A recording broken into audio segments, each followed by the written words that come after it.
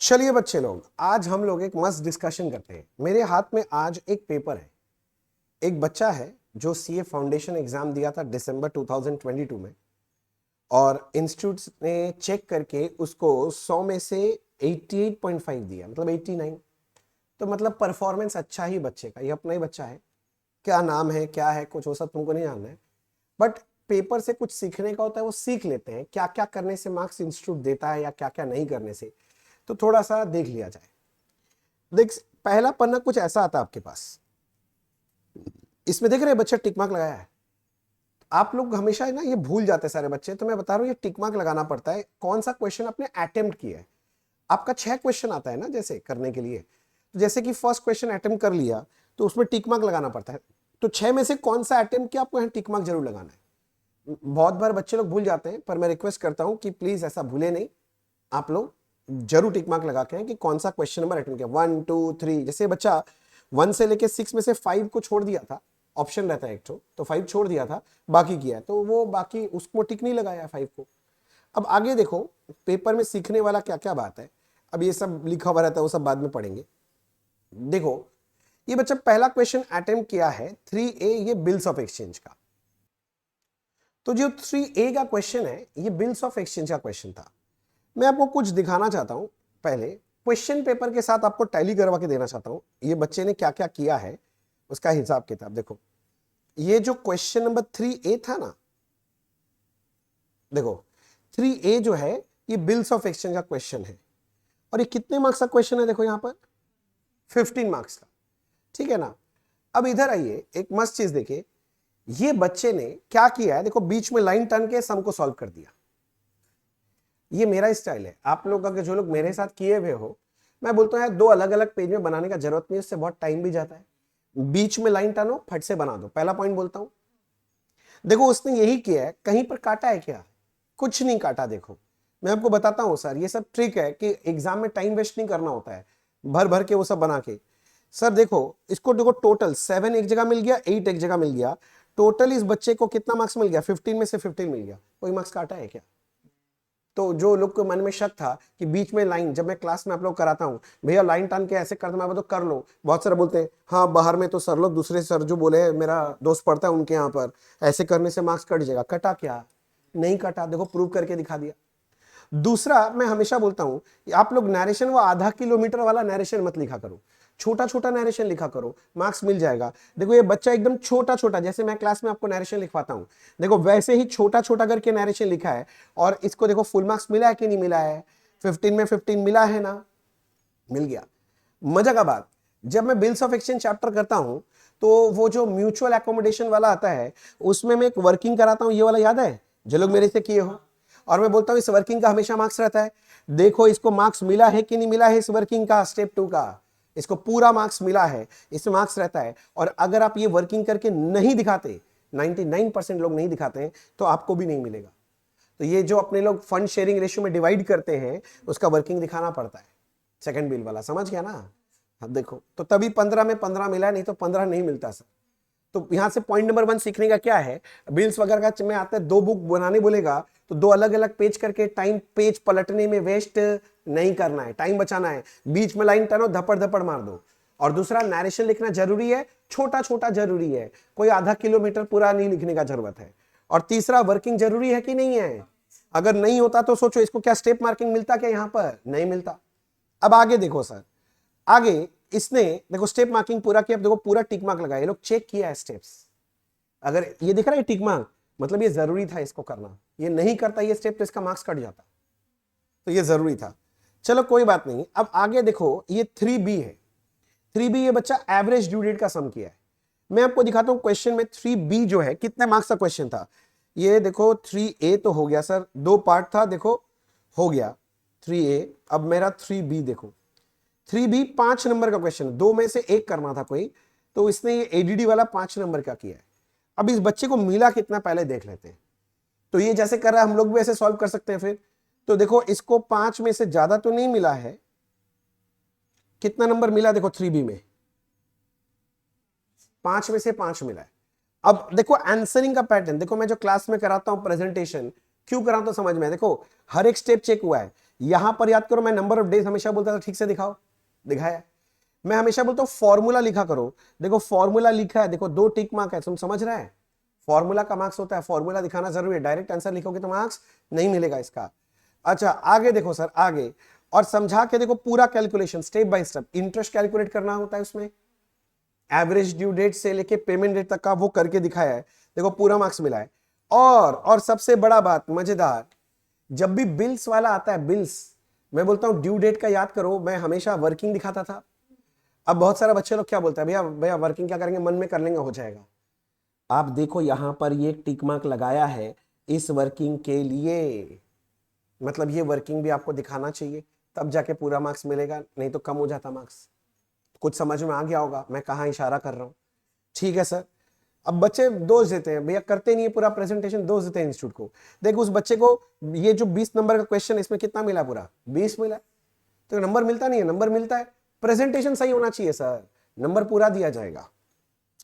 आगे देखो सर ये बच्चा फिर कौन सा क्वेश्चन किया, 2A। मैं चला जाता हूं यहां 2A देखने के लिए कि 2A क्या चीज का क्वेश्चन था, मेरे को देखने दो। 2A कहां गया, ये 2B है, ये देखो ये 2A यहां पर है। ये जो क्वेश्चन था ना, ये BRS बनाने का क्वेश्चन दिख रहा है। ये देखो बैंक रिकॉन्सिलिएशन स्टेटमेंट कितने नंबर का है, 10 नंबर का है। तो 10 नंबर का है तो देखो ये बच्चे को 2A में कितना मिला है, देखिए ज्यादा नहीं मिला है, 10 में से 10 मिला है सर। अब आप प्रेजेंटेशन पे ध्यान दो, आप देख रहे हो प्रेजेंटेशन पे ध्यान, देखो ऊपर में हेडिंग लगाया है, डेट वेट दिया है, फॉर्मेट बनाया कि नहीं बनाया, बनाया है ना, ये वाला बिल्स का मैं जैसे बनाता हूं। और देखो ऊपर में क्या लिखा है, डिटेल्स और सिर्फ रुपीस का साइन दिया, और कुछ दिया है, वो डिटेल अमाउंट है ना तेना, उतना लिखने का जरूरत नहीं है। मैं इसलिए बोलता हूं, मैं जितना बोल रहा हूं उतना लिख लो, क्लास में हो जाएगा, उससे ज्यादा मत लिखा करो। अब देखो बच्चा यहां पर सारा ऐड लिखा है, अब ऐड के भी बगल में देख रहे हैं नंबर्स लिख रहा है। मैं हमेशा बोलता हूं कि जो क्वेश्चन का जो नंबर है, सॉरी ये जो क्वेश्चन का जो नंबर है, क्वेश्चन में ये जो नंबरिंग है, ये नंबरिंग उठा के बगल बगल में लिखना चाहिए BRS में, टीचर को चेक करने में आसानी होता है। तो देखो इसको आसानी और बंदे को चेक करने में फुल मार्क्स लेके निकल गया बच्चा, समझ में आ गया। चलो और देखते हैं ये बच्चा अगला क्या अटेम्प्ट किया है, ये 2B क्वेश्चन अटेम्प्ट किया। 2B किसका था वो भी मैं देख लेता हूं, 2A तो हो गया, 2A में बच्चा को फुल मार्क्स मिल गया, 2B था। और ये मुझे दिखाई दे रहा है करेक्ट करने के लिए बोल रहा है, मतलब रेक्टिफिकेशन का लग रहा है। और कितने नंबर का सम है, 10, हाँ एक एक सम 20 नंबर का आता है, तो 10 का है। तो देखिए इसका क्या अवस्था है। अब ये बंदे को देखो 10 में से कितना मिला है, ज्यादा तो मिला नहीं है, खत्म ही नहीं हुआ, देखो ये हाँ पर देखो 2B में 10 में से कितना मिला है, 10, टोटल 20 नंबर मिल गया इसको, 20 नंबर अटेम्प्ट किया है। अब देखो आप इसका फॉर्मेटिंग देख लो सर, अब देखो ये बंदा ये किस तरह से लिखा है। हाँ सबसे अच्छा चीज, इंपॉर्टेंट चीज, जब भी आंसर स्टार्ट कर रहे हैं आप देख रहे हैं ये कहां लिख रहा है, ये यहां पर ऐसे 2B ऐसे करके गोल करके नहीं लिख रहा है, जो आप लोग का आदत है। ऊपर में एकदम एकदम अच्छे से लिखना है, आंसर टू क्वेश्चन नंबर इतना, ये लिखना है। और देखा है ध्यान से, आप ध्यान दिए वो हर एक क्वेश्चन नया पेज से स्टार्ट कर रहा है। तो याद रखना एग्जाम में हमेशा एक नया क्वेश्चन नए पेज से स्टार्ट करना है, और ऊपर में क्वेश्चन नंबर बड़ा बड़ा करके लिखना है कि गलती से भी टीचर के आंख से मिस नहीं हो जाए कि ये वो क्वेश्चन का सोल्यूशन है। ये होता है सर मिस्टेक, इसीलिए देखो ऊपर में हेडिंग लगाया बुक्स ऑफ, और क्या लिखा है, जर्नल, और कुछ नहीं है, सिंपल सा फॉर्मेट बनाया। जब डेट नहीं दिया तो डेट कॉलम में नंबरिंग कर दिया, देखो 1 2 3 4 करके, कितना वो जो क्वेश्चन नंबर है। बहुत जन बोलता है ना भैया डेट कॉलम में क्या लिखे, नहीं दिया, तो देखो मैं बोलता हूं नंबर वहीं लिख दो, कोई फर्क नहीं पड़ता, देखो हो गया। और फिर से देखो ये लोग नरेशन चुटकू चुटकू सा लिखा, दिख रहा है। मजा का बात, तुम लोग को ये पेपर देख के लग रहा होगा, देखो इस बच्चे का हैंडराइटिंग कोई खास मतलब सुंदर नहीं बोल सकते इसको, बहुत ऑर्नामेंटेड वाला हैंडराइटिंग नहीं है, बहुत एवरेज है। किंतु इसको मार्क्स मिल रहा है कि नहीं मिल रहा है, मतलब मार्क्स मिलने के लिए आपका हैंडराइटिंग जरूरी नहीं है, लेजिबल होना चाहिए। बस इस बच्चे का एक मजेदार देखो, इसके वर्ड्स के बीच में गैप है, हम पढ़ पा रहे हैं क्या लिख रहा है, हम पढ़ पा रहे हैं, इतना ही काफी है, ब्यूटिफिकेशन का जरूरत नहीं है सर। आप सारे पॉइंट समझ पा रहे हैं मैं क्या बोल रहा हूं। देखो इसलिए मैं बोलता हूं ना फॉर्मेट बना लिया करो तो अच्छा रहता है थोड़ा सा, देखो पेपर देखने वाले को भी अच्छा लगता है। तो देखो मार्क्स कितना फटाफट ये बंदा निकलवा लिया, टक टक टक करके किया है और ये निकलवा लिया मार्क्स, फुल मार्क्स मिला इसमें भी। आगे देखो अगला वाला, देखो क्वेश्चन 4A स्टार्ट किया, ये 4A हम लोग भी देखते हैं कहां पर है, 4A 4A 4A अब ये 4A बीच से चालू कर दिया, मैं होता ना तो उसको मन में दया आ गया होगा, भैया थोड़ा सा, तेरी क्या खुल रहा है, ये दया आ गया होगा, इतना सारा पेज वेस्ट होगा, 2 ही लाइन लिखे हैं इसमें। किंतु अगर मैं होता ना तो मैं यहां से स्टार्ट नहीं करता, अगले पेज से स्टार्ट करता। मैं क्या बोल रहा हूँ समझ में आ रहा है? मैं अगर होता तो मैं यहां छोड़ के अगले पेज से क्वेश्चन स्टार्ट करता। वो इंस्टीट्यूट बोलता है, मैं नहीं बोलता हूं, ये आपका इंस्टीट्यूट ही बोलता है, नया पेज से नया क्वेश्चन होना चाहिए। ठीक है, 4A देख रहे थे हम लोग, तो 4A का जो क्वेश्चन है ये तो पार्टनरशिप का देखने में लग रहा है। देखो पार्टनरशिप का एडमिशन का सम दिया था, और ये कितने मार्क्स का, इधर देखो 10 नंबर का। और इधर आके देखो सर, ये देखो 10 में इस बच्चे को कितना मिला, पहले अपने लोग देख लेते हैं। 10 में से 10 में से 10 में से 10 में से कितना मिल रहा है बच्चे को, 10 में से देखो 10 मिला है। अब मजेदार चीज देखो, अब मैं जो जो चीज दिखा रहा हूं एक एक चीज पे ध्यान देना। ये बच्चा जब सॉल्व किया है, कैसे सॉल्व किया देखो, सबसे पहले एक रिवैल्यूएशन अकाउंट बनाया है, कुछ नहीं ड्रॉ किया, देखो सिर्फ डेबिट क्रेडिट रुपीज रुपीज, काम खत्म, और कुछ नहीं करना है। मतलब आपको फुल फ्लेजेड, आपको सुंदर फॉर्मेटिंग का भी कोई जरूरत नहीं है।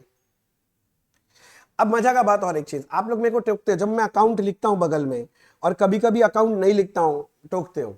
देखो कई कई जगह ये बच्चा भी नहीं लिखा है, उसके लिए क्या इंस्टीट्यूट मार्क्स काट रहा है क्या? नहीं काट रहा है। सब फालतू चीज के लिए इंस्टीट्यूट आपका ना नॉलेज देखना चाहता है कि आपके अंदर कंटेंट कितना है भाई साहब, ये देखना चाहता है। अब देखो बच्चा कितना सुंदर से टोटल वोटल लगाया। आप लोग कई बार भूल जाते हो, मैं बोलता हूँ टोटल वोटल लगाया करो, तो कितना सुंदर से लगाया बच्चा। ये सब चीज ध्यान देने का होता है अकाउंट्स में।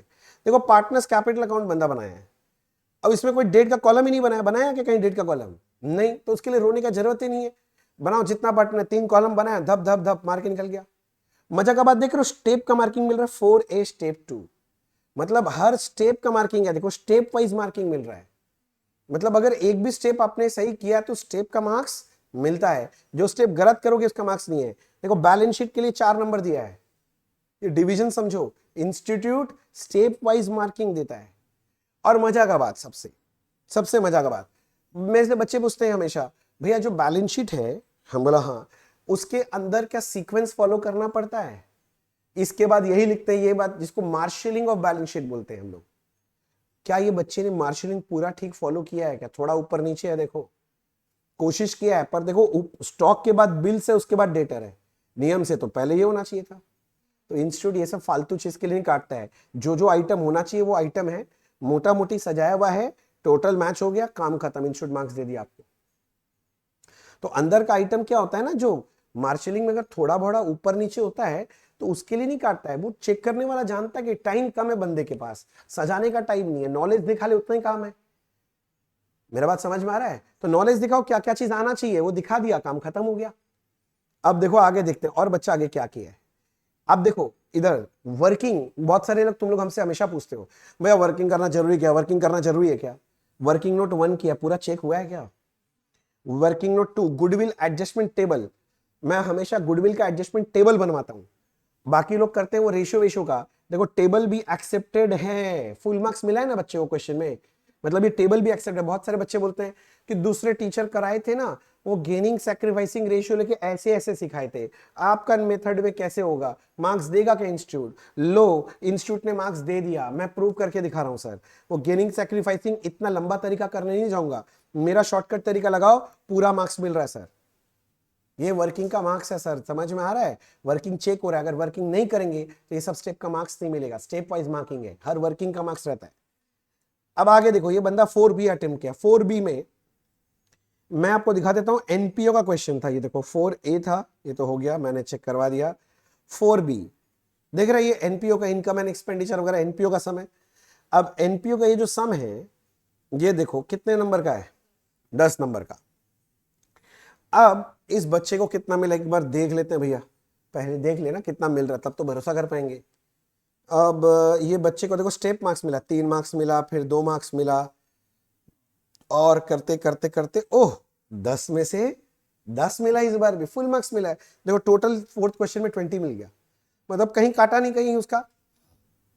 तो इधर देख 10 में 10 के लिए देख क्या किया है, रिसीव्स एंड पेमेंट अकाउंट बनाया, ऊपर में देख कितना सुंदर से रिसीव पेमेंट रुपीज रुपीज, बस इतना ही लिखा है, और कुछ है?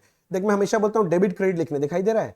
ये बच्चा ये कट गया यहां से, डेबिट क्रेडिट लिखा है, एकदम सुंदर से बंदा सम उतारा है। देखो वापस से देखो टोटल्स हैं कि नहीं है, टोटल्स हैं, टोटल लिखना जरूरी था, छोड़ना नहीं होता है बच्चे। अच्छा जी, ये देखो पूरा सुंदर से देखो बंदा उतारा है। वापस से देखो यहां पर देखो क्या इसने मार्शलिंग फॉलो किया है, देखो आउटस्टैंडिंग सब्सक्रिप्शन है, फिर इक्विपमेंट है, कोई मार्शलिंग फॉलो नहीं किया। तो बैलेंस शीट में मार्शलिंग पूरा तरह से फॉलो करना कोई कंपलसरी नहीं है, उसमें अपने लोग को टाइम वेस्ट नहीं करना चाहिए, फटाफट सम टैली कराने में ज्यादा ध्यान देना चाहिए।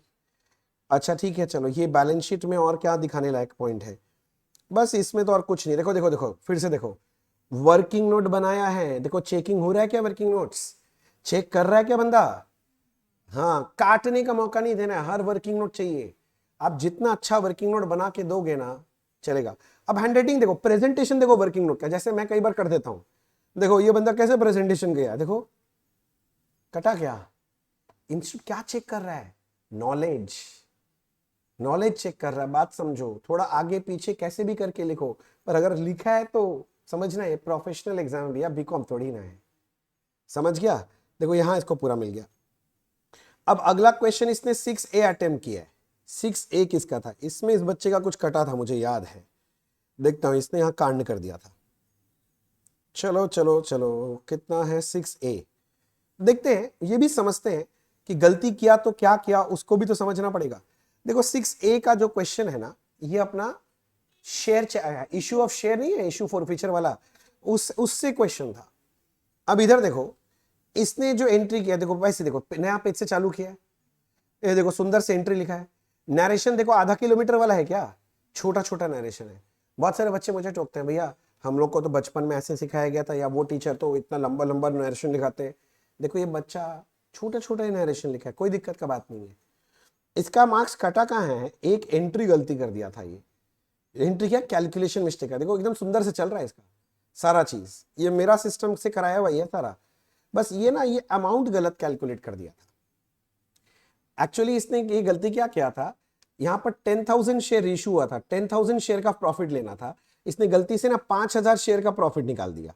5,000, यहां इसको 10,000 करना चाहिए था, 5,000 कर दिया। तो उसके लिए देखो इसका इसका यहां पर कटा, एक तो काटा है और कुछ नहीं काटा है, एक काटा है।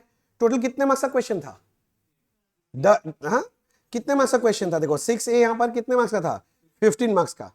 अब इसको देखना है 6A में कितना मिला है, देखो स्टेप 1 है, अभी देखो पूरा नहीं मिला है, स्टेप 1 में कितना मिला है, 9 नंबर मिल गया इसको, स्टेप 1 में मिला है 9 नंबर। आगे देखते हैं और क्या मिला है इसको। ये देखो एक बैलेंस शीट भी बनाना था। अब इस बच्चे ने यहां बैलेंस शीट में क्या गलती करता है, ये बच्चा फॉर्मेट भूल गया। फॉर्मेट मैं हमेशा बोलता हूं बैलेंस शीट शेड्यूल 3 के हिसाब से बनता है, कंपनी जाके अपने मन से ऊपर नीचे नहीं कर सकते। इसको पहले लिखा शेयर होल्डर्स फंड, पहले लिखना चाहिए था, यहां पर इक्विटी नहीं लिखना चाहिए था, इक्विटी एंड लाइबिलिटी होता है साइड का नाम, उसके नीचे आता है शेयर होल्डर्स फंड, ये शेयर होल्डर एंड रिजर्व लिख दिया, भूल गया बेचारा, प्रैक्टिस नहीं किया होगा शायद ये वाला पोर्शन ठीक से। उसके नीचे आता है शेयर कैपिटल, उसके नीचे आता है रिजर्व एंड सरप्लस, ये शेयर कैपिटल पहले आना चाहिए, रिजर्व एंड सरप्लस के हेडिंग में आना चाहिए, इसने गलती किया, बस यही काटा है। देखो टोटल इसका सही है, बस प्रेजेंटेशन यहां गड़बड़ था, क्योंकि ये शेड्यूल 3 का फॉर्मेट है, फॉर्मेट आप हिला नहीं सकते, लॉ में दिया हुआ फॉर्मेट है। तो इसमें देखो एक पार्ट राइट किया, इसको थोड़ा सा मार्क्स दिया है, ये देखो वर्किंग राइट किया, इसको मार्क्स दिया है। टोटल कितना मिला है, देखो 6A में 15 में कितना मिला है उसको, 10.5। 10.5 का बाइफरकेशन आप समझ गए होंगे शायद, 10 नंबर दिया था उसके लिए, किसके लिए, वो जर्नल एंट्रीज वगैरह के लिए, और 5 नंबर गया यहां पर था। तो 5 में बेचारा का इतना ही सही राइट हुआ, तो 0.5 दिया इसको, और 10 में कितना दिया इसको, 9 दे दिया, मतलब एक नंबर सिर्फ इसके लिए कटा है, मतलब इसने बाकी जो काम किया पूरा सही मान लिया गया।